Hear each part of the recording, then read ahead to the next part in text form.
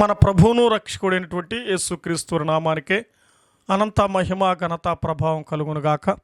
షాలేం స్వరం చూస్తున్న మీకందరికీ రక్షకుడైన యేసుక్రీస్తు వారి పేరిట హృదయపూర్వకమైనటువంటి వందనాలు.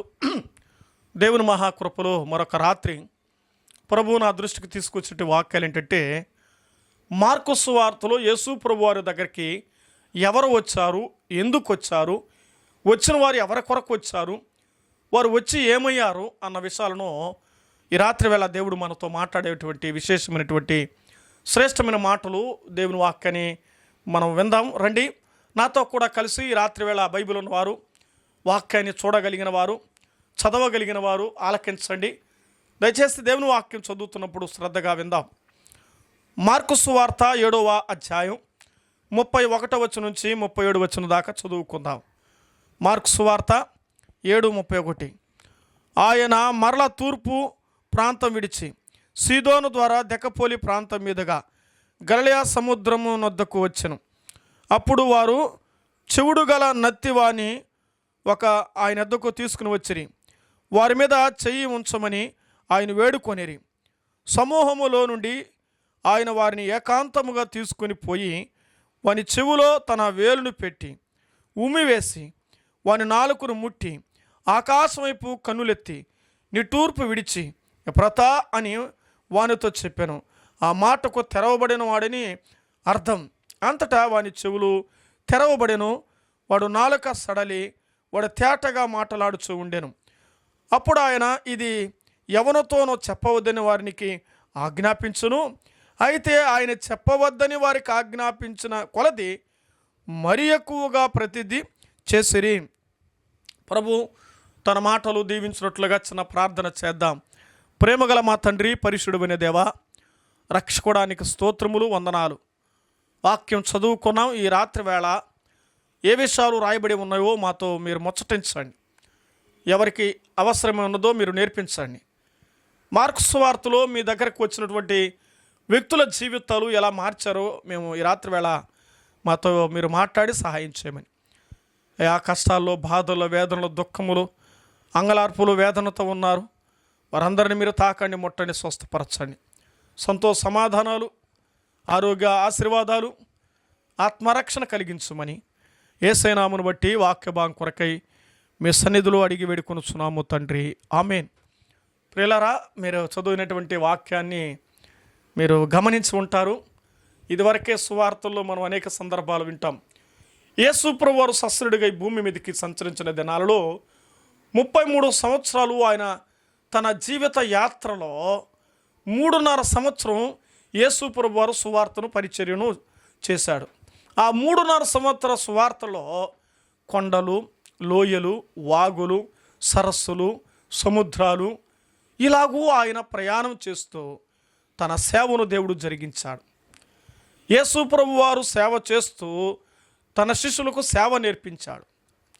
నేను వెళుతున్నాను, నన్ను మీరు వెంబడించండి, నేను చేస్తున్నాను, మీరు చెయ్యండి. కాబట్టి ఈ విషయాలు వారికి నేర్పించడానికి కొరకై ప్రభు ఆయా ప్రాంతాలు తిరిగాడు. నేడు యేసు క్రీస్తు వరే మనకు మాదిరి. ఆయన చేసినటువంటి సువార్త యాత్రలో, ఆయన చేసినటువంటి ఆ పరిచర్యలో మనము కూడా పాలిభాగస్తులుగా అవ్వడం అనేది దేవుడు మనకు కలిగించే గొప్ప ధన్యత. అందును బట్టి ప్రభువుని మనం ఎంతగానో స్తుతించబద్దులం, ఆరాధించబద్దులం. మంచిది, రండి ధ్యానంలోనికి మనం వద్దాం. ఆయన మరలా తూర్పు ప్రాంతం విడిచి సీదోను ద్వారా దెకపోలి మీదుగా గలిలయ సముద్రం వద్దకు వచ్చెను. అప్పుడు వారు చెవుడు గల నత్తివాని ఒకడిని ఆయన వద్దకు తీసుకొని వచ్చిరి. ఇక్కడ గమనించరా, తీసుకొని వచ్చిరి. ఈ మాట రాసుకోండి. మీరు ఏం చేశారు? తీసుకొని వచ్చారు. ఎవరిని? రోగముతో ఉన్నవాడు. ఏ రోగం అది? ఒకటి, చెవు వినిపడడం లేదు, నోరు సరిగ్గా రావడం. నత్తివాడు అంటే మాట్లాడతాడు కానీ పదాలు స్పష్టంగా రావు. చెవి ఉంది కానీ వినిపించడం లేదు. ఈ రోజులో ఇటువంటి జీవితాలు జీవిస్తున్నవారు ఉన్నారా? ఈ రాత్రి వేళ దేవుని వాక్యం అంటుంది, యేసయ్య దగ్గరకు వస్తే నీ చెవిని దేవుడు తాకుతాడు, నీ నోరును దేవుడు తాకుతాడు. అయితే నీ దగ్గరకు ఆయన రావడం కాదు, ఆయన దగ్గరకు నువ్వు రావాలి. ఈ యొక్క చెవిడు గలవాడు, నత్తి గలవాడు యేసు ప్రభు వారు దగ్గరికి తీసుకొని రాబడ్డాడు. ఇతను రాలా. ఇతను దగ్గర ఉన్నవారు కొంతమంది యేసు ప్రభు వారు దగ్గరికి వెళితే స్వస్థపరచబడతాడని ఎరిగి ఆయన దగ్గరకు ఈ నత్తివాణి తీసుకుని వచ్చారు, చెవిటివాణి తీసుకుని వచ్చాడు. అతనుకున్నది బలహీనతలు ఉన్నాయి, అన్ని అంగాలు ఉన్నాయి, కానీ అది బలహీనతలో ఉన్నది. అన్నీ ఉన్నాయి కానీ వారి జీవితాల్లో బలహీనత ఉన్నట్టుగా చూస్తూ ఉన్నా. ఇప్పుడు వారు ఏం చేస్తున్నారు? చెయ్యి ఉంచమని ఆయన వేడుకొనిరి. వ్యాధి గలుగు వస్తుని వేడుకోలేదట.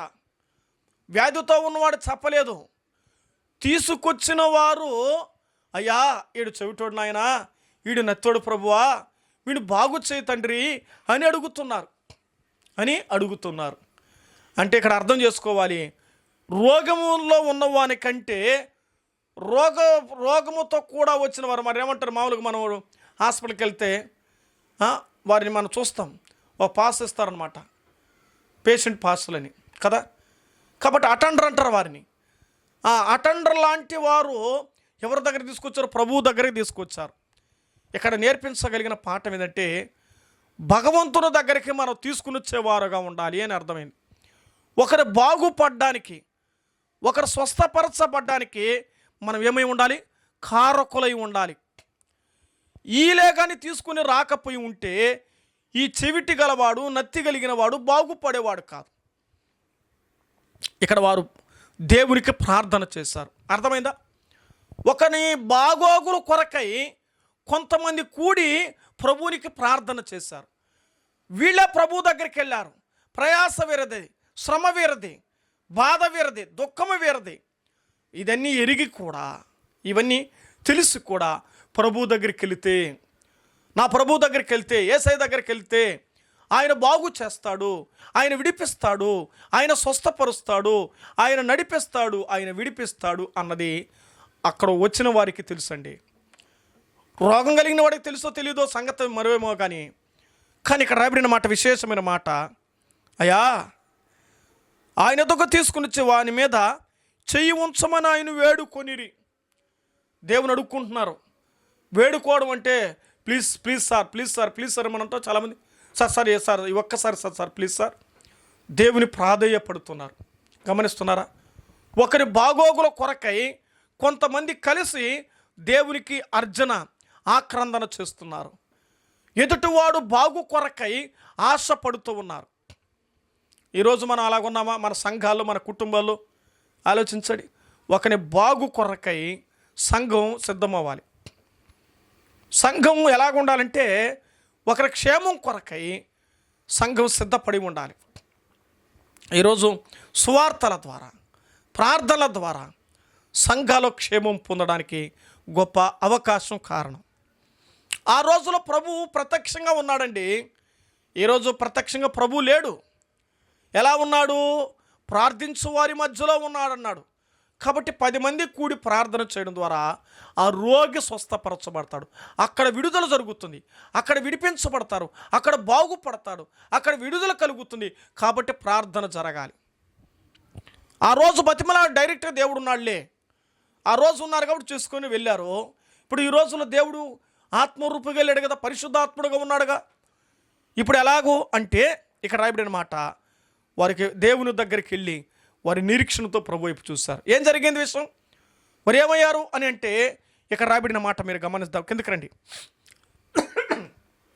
వారు ఏ విధంగా ఎంత ఆశతో వచ్చారో, ఎంత బాగుపడతారని వచ్చారో దేవుడు కూడా ఏం చేశాడంటే, ఇప్పుడు 34 వచనం చూద్దాం. దేవుడు కూడా ఏం చేశాడట? 33 వచనం కూడా, సమూహములో నుండి ఆయన వాని ఏకాంతముగా తోడుకినిపోయి వాని చెవిలో తన వేలును పెట్టి ఉమ్మి వేసి వాని నాలుకను ముట్టి. గమనిస్తున్నారా? దేవుడు చెవిలో పెట్టాడు, నాలుక మీద పెట్టాడు. ఇప్పుడు స్వస్థత కొరకై ఆయన నిట్టూర్పునిచ్చాడు. ఏమన్నాడు? అతనికి ఒక పేరుతో పిలువబడ్డాడు. ఎఫ్రతా అని వానితో చెప్పినప్పుడు ఆ మాటకు తెరవబడునమని అర్థం. తన జీవితం దేవుడు తెరిచాడు, చెవులు తెరిచాడు, నోరును తెరిచాడు. ఆయన స్పష్టంగా మాట్లాడగలుగుతున్నాడు, స్పష్టంగా వినికిడి వస్తుంది. ఇక్కడ మీరు గమనిస్తున్నారా? యేసు ప్రభు వారి దగ్గరికి తీసుకుని వచ్చిన వారిలో వారి జీవితాలు దేవుని అడిగిన వారుగా చూస్తున్నాం. ఒకరు బాగుపడ్డానికి అడుగుతున్నారు. నేస్తమా, సంఘస్థులారా, దేవుని మాటలు ఉంటున్న వారు ఎవరైనా సరే, ప్రియ నేస్తమా, ఒకరి బాగు కొరకై నువ్వు అడిగేవారిగా ఉండాలి. ఇక్కడ ఈ విషయాన్ని మనం గమనిస్తున్నాం. మరొక విషయాన్ని బైబిల్ గ్రంథంలో చూస్తే, ఇంకా బైబిల్ గ్రంథంలో మార్కు సువార్తలో యేసు ప్రభు వారు దగ్గరికి తీసుకొచ్చిన వారు ఎవరో మరొకరు చూద్దామండి. మనం ఎరిగిన సత్యాలే కొంత ఆలోచన చేద్దాం. మార్కు సువార్త 2వ అధ్యాయం 3వ వచనం చూద్దామా? కొందరు పక్షవాయు గల వాణ్ణి నలుగురు చేత మోయించుకుని ఆయన దగ్గరకు తీసుకొని వచ్చిరి. ఈ కథ మనం ఎరిగిన వారమే కదండి. ఏం రాయబడింది? పక్షవాయు గలవంటి ఏ పని చేయలేని వాడిని నలుగురు మోసుకొని వచ్చారు. సరే, మోసుకొని వస్తే డైరెక్ట్గా లోపల పంపిద్దామంటే ఆడ లోపల వెళ్ళే అవకాశం కూడా లేదు. ఎందుకు అంటే కారణం ఏంటంటే మనం ఎరిగిన వారమే. ఆడ చుట్టూ జనాలు ఉన్నారు, లోపలికి వెళ్ళడానికి అవకాశమే లేదు. ఏం చేయాలి ఇప్పుడు వాళ్ళు అంటే, వాళ్ళు పైకెక్కి బాగా అర్థమవుతాయి, పైన కప్పు విప్పి ఏం చేస్తారు, ఆ విప్పబడిన వాటిలోంచి మంచాలతో వారిని ఏం చేస్తున్నారంటే కిందకి దింపుతున్నట్టుగా మనం చూస్తూ ఉన్నాం. ఎప్పుడైతే వారిని కిందకి దింపుతున్నారో జరిగినటువంటి విశేషమైనటువంటి విధం ఏంటంటే, అక్కడ యేసు ప్రభు వారు ఆ రోగినే కాదు, తీసుకొచ్చిన వారి యొక్క విశ్వాసాన్ని చూశాడు. ఒకటవది వారి ప్రార్థన చూస్తూ ఉన్నాడు, రెండవది వారి విశ్వాసము చూస్తూ ఉన్నాడు. మీరు దేవుని వాక్యంలో మనం చదివినప్పుడు యేసు వారి విశ్వాసం చూచి, ఇక్కడ రోగి విశ్వాసం రాయబడలేదు, తీసుకొచ్చిన వారి విశ్వాసం. 10 మంది కూడుతున్నారన్నప్పుడు, 10 మంది చేస్తున్నప్పుడు, 10 మంది వస్తున్నప్పుడు వారి విశ్వాసాన్ని దేవుడు చూశాడు. వారి ద్వారా వ్యాధిగ్రస్తులకి ఏమవుతుంది, బాగవుతుంది. కాబట్టి 10 మంది కూడడం ద్వారా ఆ రోజు వారి జీవితానికి గొప్ప విడుదల కలిగించబడింది.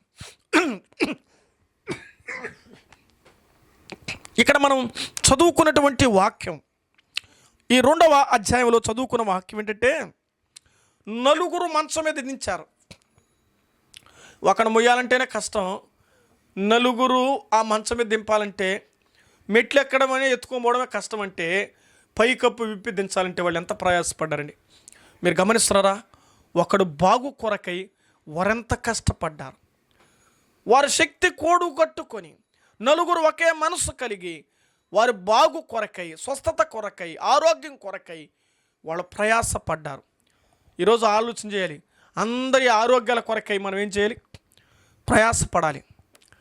వారి కొరకు మనం వెళ్ళాలి. అర్థమవుతుందా? వారి కొరకు మనం వెళ్ళాలి, మన దగ్గరికి వాళ్ళు రావడం కాదు. ఈరోజు చాలామంది మా దగ్గరికి రావాలంటారు, మా దగ్గరికి కాదు. ఆ రోజు ప్రభు దగ్గరికి వారు వెళ్ళారు, వారు ఉన్న స్థలాన్ని ప్రభు దగ్గరికి వెళ్ళారు.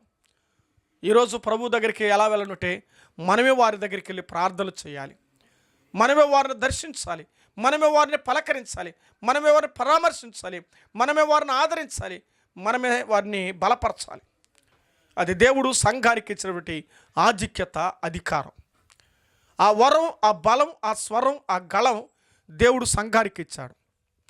ఇవ్వబడిన వాటిని క్రమంగా, నమ్మకంగా, యథార్థంగా ఆ సంఘం వాడుకుంటే ఆ సంఘం దినదినాభివృద్ధిలోనికి వస్తుంది. అలా వాడకపోతే అది రోజు రోజుకి అడుగంటిపోతుంది. ఆత్మీయతలో పెంచాలి, ప్రార్థనలో పెంచాలి, విశ్వాసంలో పెంచాలి, నిరీక్షణలో పెంచాలి, ప్రభు రాకడ కొరకు పెంచాలి, పరలోకం కొరకే పెంచాలి. ఇక్కడ వారు చేసినటువంటి ప్రయాస, వారు పడినటువంటి కష్టం, వారు పడినటువంటి వేదన, వారు పడినటువంటి బాధ, మోసుకొచ్చేది పెద్ద గగనం అంటే మళ్ళా పైకి ఎక్కి మళ్ళీ దించారంటే వాళ్ళు ఎంత కష్టపడ్డారండి. అసలు ఇంత ప్రయాసం వాళ్ళకి అవసరమా? ఇంత కష్టం వాళ్ళకి అవసరమా? ఇంత వేదన వారికి అవసరమా? ఇంత బరువు వాళ్ళకి అవసరమా? వాళ్ళది ఎంచుకోలేదు. ఇది బరువుగా ఉందే, ఇది బాధగా ఉందే, ఇది కష్టంగా ఉందే, ఇది శ్రమగా ఉందని వారు ఎంచుకోవాలా. అలాగో సంఘములో ఉన్నవారు అలా ఎంచుకోవాలి. ప్రజల క్షేమం కొరకే సంఘం అలా ప్రయాసపడాలి. ప్రజల బాగోగు కొరకే సంఘం నేడు సంఘాలు ఉంచాడు. కాబట్టి వారి కొరకు మనం అలా చేసినప్పుడు మన ద్వారా సంఘంలో వారు ఆదరణ పొందుతారు. ఇక్కడ మనం గమనం చేస్తే యేసు వారి విశ్వాసాన్ని చూశాడని చూస్తూ ఉన్నాం. యేసు వారి యొక్క విశ్వాసాన్ని చూశాడు. కాబట్టి ఈరోజు గమనిస్తున్నారా, తీసుకొచ్చే వారి విశ్వాసాలు బాగుండాలి, నడిపించే వారి విశ్వాసాలు బాగుండాలి. ఇక్కడ వ్యాధి కలిగిన వారు ఎవరంటే విశ్వాసులు, మరి తీసుకొచ్చిన వారు ఎవరంటే భక్తులు, బోధకులు, సేవకులు, సంఘ పెద్దలు, విశ్వాసులు. వీరు బాగుండాలి. వీళ్ళు బాగుంటేనే సంఘం బాగుంటుంది. వీళ్ళు కరెక్ట్గా ఉంటేనే సంఘం క్షేమంగా ఉంటుంది. వీళ్ళ జీవితాల ద్వారానే సంఘము యొక్క ఆశీర్వాదానికి, ఆవిర్భావానికి అవకాశాలు అది దోహదపడతాయి. ఇప్పుడు మీరు గమనించండి, ఇక్కడ చదువుకున్న వాక్యం, ఆనాడు సంఘాలు లేవు, యేసుప్రభువు స్వస్థపరిచి వెళ్ళిపోతున్నాడు. ఈనాడు అలా కాదండి, సంఘాలు ఉన్నాయి. స్వరక్తం ఇచ్చి సంపాదించిన సంఘాలు ఉన్నాయి. యేసుక్రీస్తు సంఘం కొరకై తాను పడిన ప్రయాస, కష్టం, కన్నీళ్ళు, రోగము, బాధ, శ్రమ, తండ్రి దగ్గర లేత మొక్క వలె పెరిగాడు. సంఘం కొరకైన అభిలాష, సంఘం కొరకైన ఆకాంక్ష, లేత మొక్క వలె పెరిగిన ప్రభువు తన జీవితాల కొరకై త్యాగం చేసి చనిపోయి సమాధి చేయబడి తిరిగి లేచాడు. నేస్తమా, ఆలోచన చేద్దాం. ఈ రాత్రి నువ్వు ఎక్కడి నుంచి వాక్యం వింటున్నావేమో. దేవుని వాక్యం చాలా విశేషమైనది. ఈ మాటకు నువ్వు అర్థం చేసుకుంటే నీవు కూడా నీ విశ్వాసం ద్వారా ఎదుటి వారికి మేలుకరమైన వ్యక్తిగా తయారు కావాలి. ఇక మూడో విషయాన్ని గమనం చేస్తాం రండి. ఇదే మార్కు సువార్తలో యేసు ప్రభువు వారి దగ్గరికి వచ్చినటువంటి వ్యక్తులు, మార్కు సువార్తలో ఆ శీర్షికను మనం ఎలాగో కంటిన్యూగా పోతూ ఉన్నాం. మార్కు సువార్త 9వ అధ్యాయం 17వ వచనం, 9-17. జనసమూహంలో ఒకడు, బోధకుడా, మోగదయం పట్టిన నా కుమారుని నీ యొద్దకు తీసుకుని వచ్చి తిని, అది ఎక్కడ వాని పట్టెను అక్కడ వాని పడద్రోయును. వాడు నురుగు కార్చుకొని పండ్లు కొరుక్కొని మూర్ఛిలను. దాన్ని వెళ్ళగొట్టమని నీ శిష్యులకు అడిగితిరి కానీ అది వారి చేత కాలేదు. ఇక్కడ గమనిస్తున్నారా, శిష్యుల వల్ల చేత కాలేదు కాబట్టి చేయలేకపోయినారు. వాళ్ళు చేసి అడుగుంటే ప్రభు దగ్గరికి ఆ ప్రశ్న రాదు కదా. చేసేవారు ఉన్నప్పుడు ఎవరు మరొకరి దగ్గరికి వెళ్ళరు. చేసేవని చేయలేని వారి దగ్గరికి ఎవరు వెళ్ళరు, కానీ చేసేవారి దగ్గరికి వెళ్తారు. వాళ్ళు అనుకున్నారు వీళ్ళు చేస్తారేమో కొరని, వీళ్ళ వల్ల వీళ్ళు చేయలేని వారని అర్థమైపోయింది. ఎంతో చూస్తారు ఆ బాధ, ఆ కష్టం, ఆ కన్యులు, ఆ పిల్లవాడి బాధ. తండ్రి ఇక్కడ చూస్తున్నాం, తన కుమారుడు అటువంటి బలహీనతల్లో, బాధలో, అంటే మనిషి బాగున్నాడు కానీ అంతరంగంలో ఏం జరుగుతుందంటే మానసికంగా తను ఒత్తిడికి గురి అవుతున్నాడు. దురాత్మ బంధకాల మధ్యలో పీడించబడుతున్నాడు. నురుగు కార్చుకుంటూ ఉన్నాడు, బోర్ల పడుతూ ఉన్నాడు, తర్వాత పడిపోతున్నాడు. ఈ తండ్రి ఒకరోజైతే పర్వాలేదు, ఇలా పడిపోతున్నట్టుగా పడద్రోయును. ఆ బాధ తట్టుకోలేక తీసుకొస్తే శిష్యుల దగ్గరికి వాళ్ళు చేయలేకపోయారు. ఇప్పుడు వాళ్ళు చేయలేదని మరేం చేశారు, వాళ్ళు యేసు ప్రభు వారికి కంప్లైంట్ చేశారు. వాళ్ళు అప్పుడు ఏం జరిగింది అంటే, యేసు ప్రభు వారు ఏమని చెప్పంటే, విశ్వాసము లేని మూర్ఖతనం వారలారా, మీతో నేను ఎంతకాలము జీవింతును, మీతో నేను ఎంతకాలం సహింతును. అంటే ఇప్పుడు మీరు గమనించాలి, దురాత్మ పట్టిన వాని తండ్రికి ఉన్నటువంటి అచంచలమైనటువంటి నమ్మకం శిష్యుల మీద పెట్టుకున్నాడు. ఒమ్ము చేశారు, వారి వల్ల చేత కాలేదు కాబట్టి వారి దగ్గరికి విడిచిపెట్టాడు. ఇప్పుడు దేవుడి దగ్గరికి వెళ్ళారు. అంటే మీరు గమనించాలి, మన జీవితాలలో చేయగలిగిన వారి దగ్గరికి దేవుడు పంపిస్తాడు. ఇప్పుడు ఇక్కడ చదువుతున్న వాక్యం బట్టి యేసు ప్రభు వారి జోక్యం చేసుకొని ఏం చేశాడు, వాని అగ్నిలో పడవేస్తున్నావు కదా, అయితే నమ్ముట నీ వల్లైతే నమ్ము వారికి సమస్తమును సాధ్యమే అన్నాడు. యేసు ప్రభు వారు చెప్పిన మాట, నీ నమ్మిక చొప్పున, అంటే తండ్రి వచ్చిన మాటకు నువ్వు నమ్మితే, యేసు ప్రభువు మాట ఈ దురాత్మ పట్టిన తండ్రి వింటే, అడిగాడు, దానికి సలహా ఇచ్చాడు దేవుడు. ఎప్పటి నుంచి? బాల్యము నుండియే ఇది వీనికి సంభవించినది ఎంతకాలమైనది అన్నాడు. అప్పుడు వాడు ఆ తండ్రి చెప్తాడు, ఇతనికి బాల్యము నుంచియే అది వానిని నాశనము చేయవలని తరచుగా అగ్నిలో నీళ్ళలో పడద్రోయును. నీకిష్టమైతే, నీ వలనైతే వాని మీద కనికరపడమని, సహాయం చేయమని అడిగిన. ఇప్పుడు సహాయం అడుగుతున్నారు. ఈ తండ్రి సహాయము కోరుతున్నాడు. ఏమడుగుతున్నాడు? సహాయము కోరుతున్నాడు. అమ్మా, తన కుమారుని కొరకై యేసు ప్రభు వారి దగ్గరికి సహాయానికి వచ్చాడు. ఈరోజు ఎవరు సహాయం చేయాలి? నీ కుమారుడికైనా కుమార్తెకైనా నీ కుటుంబానికైనా ఎవరు చేయాలి? దేవుడే సహాయం చేయాలి. మనుషులు చేస్తారు, చెప్పుకుంటారు, కానీ దేవుడు చేస్తే చెప్పుకునేవాడు కాదు. ఎందుకంటే తన కుమారుడు, తన కుమార్తెలు మనం. దేవుడు మన పట్ల సహాయం చేసేవాడు. యెహోవాయే సహాయకుడు, ఆయన సహాయకర్త. మన కొరకు ఆయన సహాయం చేసే గొప్ప దేవుడని చూస్తూ ఉన్నాం. దేవుడు ఎంతటి గొప్పవాడంటే అద్భుతకరుడు, ఆశ్చర్యకరుడు. ఊహించని సహాయాలు, ఊహించినటువంటి మేలులతో మళ్ళింపి దేవుడు సహాయం చేస్తున్నాడు. ఈరోజంతటో ప్రయాణాల్లో, పనిపాటల్లో, రాకపోకల్లో, ఆరోగ్య విషయాల్లో దేవుడు సహాయం నేటి వరకు దేవుడు ఏం చేస్తాడు? ఇంతవరకు సహాయం చేస్తుని చెప్పి దీనికి ఎబెనేజర్ పేరు పెట్టాడు. బైబిల్లో చూస్తున్నాం. ఇంతవరకు దేవుడు నీ పట్ల, నా పట్ల ఆ రోజు దేవుడు వారికి సహాయం చేయమని అడిగినట్లుగా ఈరోజు మనము కూడా ప్రజల క్షేమం కొరకై సహాయమును కోరుకునే వారుగా ఉండాలి. సంఘముగా, విశ్వాసులుగా 10 మంది మేలు కొరకై సహాయం అడగాలి. ఈ మాటలు మీరు ఆలోచించండి. ఈ తండ్రి సహాయము అడిగాడు. ఈ తండ్రి ఏమడిగాడు? సహాయము అడిగాడు. ఎవరి కొరకు? తన కుటుంబం కొరకై, తన కుటుంబల మేలు కొరకై, తన కుటుంబం బాగు కొరకై తను అడుగుతున్న వ్యక్తిగా మనం చూస్తూ ఉన్నాం. ఈరోజు సహాయానికి కారకుడు ఎవరంటే దేవుడే.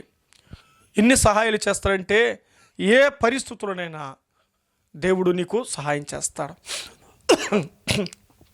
నేను ఆదరించేవాడు, నిన్ను పోషించేవాడు, నిన్ను నడిపించేవాడు, నిన్ను సేద తీర్చి నీకు సహాయకర్త ఆయన, సహాయపు నిధి, సహాయము ఆయన కలిగిన దేవుడు. ఎందుకో తెలుసా? దేవుడు పేదవారి పట్ల, అడిగిన వారి పట్ల, ఆక్రందం కలిగిన వారి పట్ల దేవుడు సహాయకుడుగా ఉన్నాడు. యెహోవా ఆపత్కాలములో నమ్ముకొనదగిన సహాయకుడు. ఏ సహాయకుడైనా నమ్ముకొనదగిన సహాయకుడు. అమ్మా, ఈ రాత్రి వేళ అయ్యా బాబు, ఎవరైనా సరే నువ్వెవరు నమ్ముకున్నావు వారి దగ్గర నీకు అవమానం జరగచ్చు, కానీ నువ్వు దేవుని నమ్ముకుంటే నీ జీవితంలో ఆయన సహాయకుడుగా ఉంటాడు. దేవుని వాక్యంలో రాయబడినట్లుగా ఆపత్కాలములో ఆయన నమ్ముకొనదగిన సహాయకుడు. నువ్వు ఆపత్కాలంలో ఉన్నావా? అభ్యంతరాల మధ్యలో ఉన్నావా? అవమానాల మధ్యలో ఉన్నావా? ఆక్రందన మధ్యలో ఉన్నావా?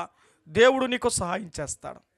ఆయన సహాయం చేయనిదే, ఆయన అద్భుతం చేయనిదే, ఆయన నడిపించనిదే ఎవరు చేయలేరు. ఎందుకంటే అన్నిటికీ మూలాధారం, అన్నిటికీ సహాయాధారం, అన్నిటికీ ప్రాణాధారం ఆయనే. కాబట్టి ఆయన సహాయం చేస్తాడు ఎప్పుడో నువ్వు నమ్మితే. అందుకే అతను నమ్ముట నీ వలననైతే నమ్మువానికి సమస్తమును సాధ్యమే.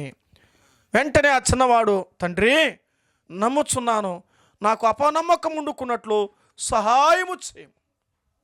మరి ఒకటి అంటున్నాడు, అరే సహాయం కావంటే నీలో ఏముండాలి? నమ్మకం ఉండాలి. అటైతే నాలో అపనమ్మకం లేకుండా నువ్వే దానికి చేయి ప్రభువా. నమ్మకం కావాలంటే ఆయనే, అపనమ్మకం పోవాలంటే కూడా ఆయనే. అయితే ఆయన అడగాలి. దేవుని సహాయం కొరకై నువ్వు అర్జించాలి. దేవుని సహాయం కొరకై వేడుకోవాలి. దేవుని సహాయం కొరకై ప్రార్థించాలి. దేవుని సహాయం కొరకై కేక వేయాలి. దేవుని దగ్గర నువ్వు అడిగితే కాదనకుండా ఇచ్చాడు. లోకం అంటది, నువ్వేదైనా అడిగితే కాదనక నేను ఇచ్చేవాడినే కదంటది. ఈ లోకం చెప్తుందిలే మాటలు. కష్టం వచ్చినప్పుడు కన్నీళ్ళు వస్తే, ఇప్పుడు ఆడుంది బ్రదర్, ఇప్పుడు కుదరలేదు బ్రదర్, అయ్యో కుదరలేకపోయింది బ్రదర్, ఇప్పుడే ట్రై చేశాను బ్రదర్. ఇది లోకం మాటలు. నేను చేశాను కదా, నేను చూశాను కదా అనేది లోకం మాటలు. కానీ దేవుడు అలాంటి వాడు కాదు. ఆపత్కాలంలో నీకు సహాయకుడుగా ఉంటాడు ఆయన. ఇక్కడ సహాయం కొరకే వచ్చాడు. ఆ సహాయాన్ని పొంది వెళ్ళినట్టుగా చూస్తున్నాను. 4వ విషయం చెప్పి నేను ముగిస్తాను రండి. మార్కు సువార్త 10వ అధ్యాయం 13వ వచనం చదువుకుందామా? చూడండి మీ బైబిల్ గ్రంథంలో 10:13. మార్కు సువార్త 10వ అధ్యాయం 13వ వచనం. తమ చిన్న బిడ్డలను ముట్టవలని కొందరు ఆయన ఎద్దకు వారిని తోడుకొని వచ్చిరి.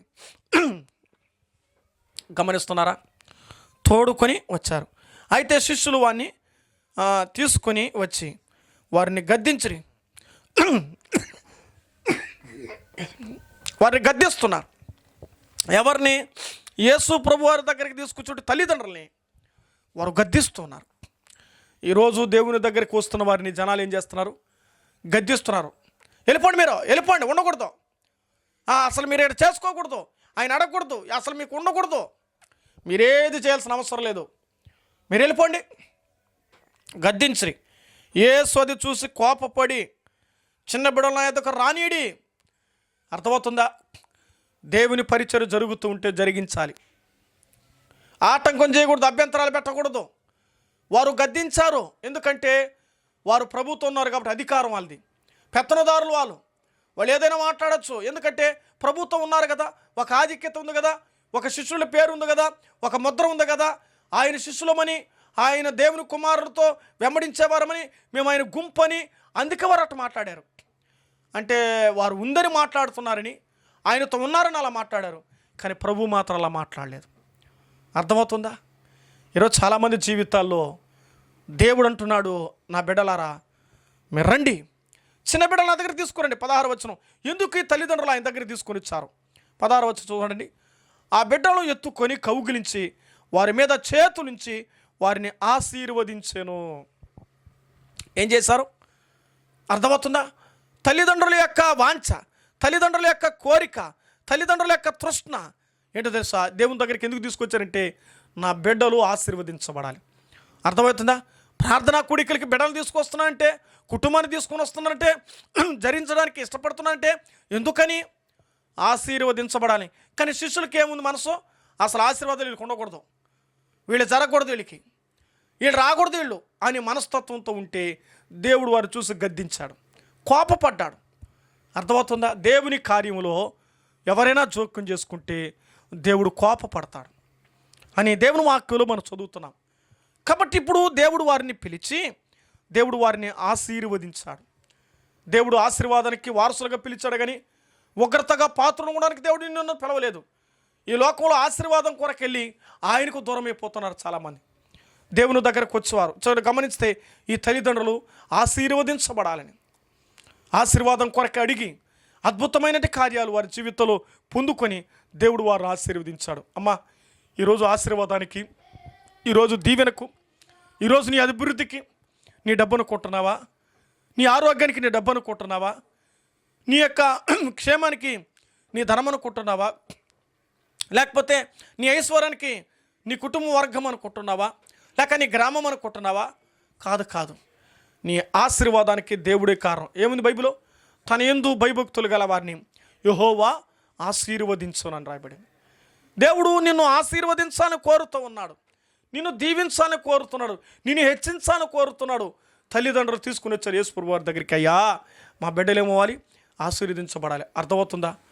యేసు ప్రభు వారి దగ్గరికి వచ్చి ప్రార్థన చేసుకోవడానికి వస్తే వాళ్ళు వద్దంటున్నారే, దేవుడు చూసలేదా? అది ఆ బాధ గమనించలేదా? వారు అంటున్న మాటలు దేవుడు వినలేదా? చూస్తున్నాడు. బైబిల్ గారు చూస్తున్నాడమ్మా చెల్లి, చూస్తున్నాడమ్మా నువ్వు చేసే పనులన్నీ చూస్తున్నాడమ్మా. నిజమే, నేను చేసిన, నువ్వు చేసిన, మనమందరం చేసినది దేవుడికి తెలుసండి. దేవుడు చూసేవాడు, మంచి చెడు అన్నీ చూస్తాడు ఆయన చూడకుండా ఏది కనులు కానరాదనుకోవద్దు. యోనాను దేవుడు చూశాడా లేదా? ఏడున్నాడు? ఓడలో ఉంటూ పోయి నిద్రపోతా అని పిలిచి లేపి తిట్టించాడు. కాబట్టి దేవుడికి దాచుకోలేము, దేవునికి దూరమై సాధించలేము. దేవుని దగ్గరికి వచ్చి పశ్చాత్తాపడి, ప్రభువా నేనే పార్టీ వాడు నాయనా, దేవా నన్ను క్షమించు ప్రభువా, నీ రక్తంతో నా పాపాలు కడిగి శుద్ధీకరించు ప్రభువా, శాపంలో ఉగ్రతలో ఉండకూడదు ప్రభువా, తద్వారా నా కుటుంబాలకు, నా జీవితాలకు, నా అభివృద్ధికి, నా ఆశీర్వాదానికి శాపమైపోతుంది తండ్రి. నువ్వు సహాయం చేయ నాయన, నువ్వు కాపాడు ప్రభువా, నా మనోనేత్రాలు వెలిగించు నాయన, నా జీవితాన్ని స్వస్థపరచు ప్రభువా, నన్ను వెలిగించు నాయన, నా జీవితాన్ని కట్టు ప్రభువా, నన్ను నడిపించు ప్రభువా, నీ రూపురేఖలో సమపాలుగా నన్ను మార్చు తండ్రి, పరలోక భాగ్యమే ప్రభు అని అడిగితే తప్పనిసరిగా దేవుడు నీకు ఇస్తాడు. యేసయ్య పాపిని ఒప్పుకుంటే యేసు ప్రభు రక్తంలో నీ పాపాన్ని కడిగి శుద్ధీకరించి నిన్ను ఆశీర్వాదకార వ్యక్తిగా చేస్తాడు. ఆశీర్వదించబడాలంటే మనమే దేవునికి అప్పగించుకోవాలి, మనమే మన జీవితాలు దేవునికి సమర్పించుకోవాలి, మనమే దేవుని దగ్గరికి రావాలి. ఇక్కడ గమనించండి, తల్లిదండ్రులు తమ బిడ్డలు తీసుకుని వచ్చారు. వారు ఏమయ్యారు తెలిసిన? ఆశీర్వదించబడ్డారు. అంటే ఆశీర్వాదానికి కారకులు ఎవరంటే తల్లిదండ్రులు అయ్యారు. దీన్ని బట్టి మనం అర్థం, 10 మంది ఆశీర్వాదానికి మనం కారకులు అయితే మనం ధన్యులం. దేవుడు ఆ భాగ్యం తద్వారా మన కుటుంబాలకు, మన జీవితాలకు, మన తదనంతరం మన కుటుంబాలకు దీవెనకరంగా చేస్తాడు. దేవుడు నువ్వు మనసు అంటే తెలుసా, మీరు ఆశీర్వాదకరంగా ఉండాలి. అబ్రాహామా నువ్వు ఆశీర్వాదకరంగా ఉండాలి. ఎక్కడో ఉన్న అబ్రాహామును ఆశీర్వదించినట్లుగా ఈరోజు నిన్ను నన్ను కూడా ఆశీర్వదిస్తాడు.